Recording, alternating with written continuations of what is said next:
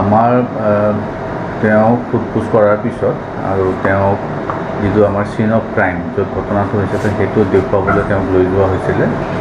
তেনেতে তেওঁ আমাৰ চিপাহীটোৰ পৰা হেণ্ডকাপৰ ৰছীডাল পটকৈ টানি তেওঁ পলাবলৈ চেষ্টা কৰে আৰু পানী যিহেতু তাত পুখুৰী আছে, পুখুৰীত পৰে। লগে লগে আমি কৰ্ডন কৰোঁ। কৰ্ডন কৰাৰ পিছত SDRFকো খবৰ দিয়া হয়। SDRF আহে, আহি পেলাই তাত চাৰ্চ কৰাৰ পিছত তেখেতৰ মৃতদেহটো আমি পালোঁ।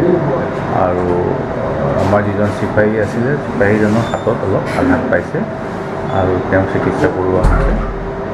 ঘটনাটো এতিয়া আমি তদন্ত কৰিছোঁ যে কেনেকৈ তেওঁ তাত মানে যে তেওঁৰ আন্ধাৰ আছিলে, পানীত পৰিলে। গতিকে এই ইনচিডেণ্টটো আমি এবাৰ চাব লাগিব কেনেকৈ হৈছে। বাকী দুজন আসামী চিনাক্ত কৰিব পাৰিছোঁ। তেওঁলোককো কালি আমি ৰেড কৰিছিলোঁ। তেওঁলোকক আমি পাম বুলি আশা কৰিছোঁ।